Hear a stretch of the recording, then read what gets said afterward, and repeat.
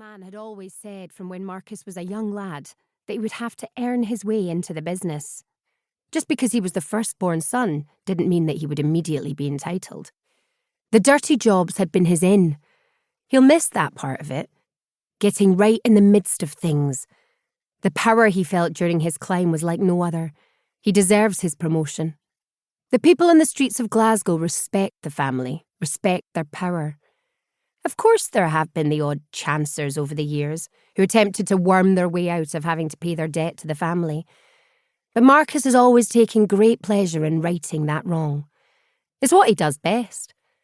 Break a leg here, snap a wrist there, and soon they'd pay up, and with interest too. Being the son of a top gangster is a magnificent feeling. When people realised who he was, he loved watching how their expressions changed.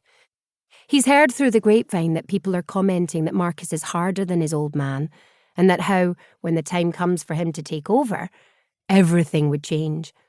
Things would become darker. They aren't wrong. They'll all do well to remember that. The hardest job of all was the one that put him at the top. Marcus had been put in charge of a very specific operation, and it wasn't just for financial gain. It was personal to all of them.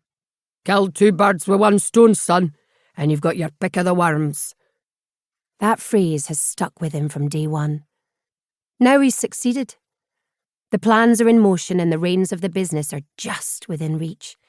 A brand new venture, with the heart of the business run from the most luxurious premises.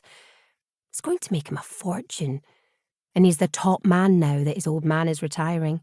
All the business ventures over the years, the hard work to get them to where they were now was all his. This was the thing he'd been waiting on as far back as he could remember.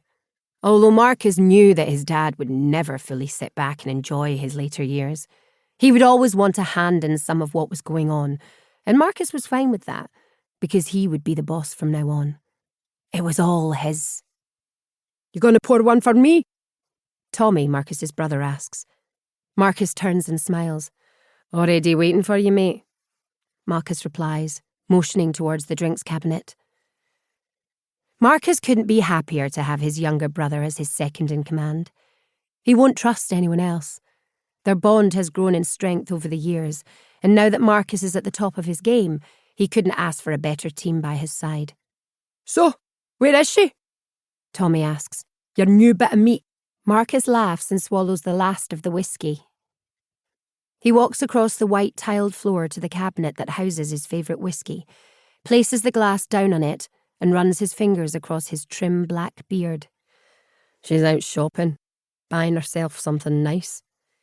"Where'd you find this one?" Tommy asks, drinking greedily from his glass.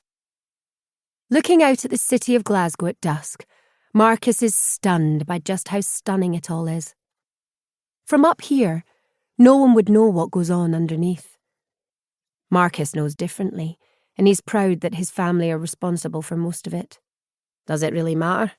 The point is, I have her, and it was so fucking easy." "Nah," Tommy says with a grin, staring out at the city alongside Marcus. "Don't suppose it does."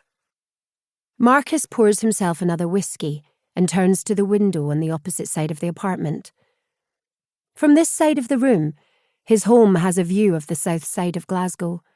Most of the old council buildings, flats and old factory units were derelict now, or inhabited by rats and junkies. Marcus often wondered what the difference was in that. The place looked rough, almost like there was a permanent black cloud hanging over that specific part of the city. Not so easy on the eye, but still from up in the penthouse suites of the harbour apartments, not too bad. Strolling back to the other side, Marcus stands next to the balcony door and pulls it open. The air is still warm even though the nights are becoming shorter and easing into autumn. It was one of his favourite times of year, knowing that the streets would soon be covered by a blanket of darkness, perfect for some of his business dealings.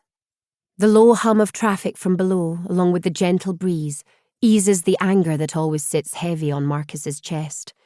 It burns like a constant fire within him.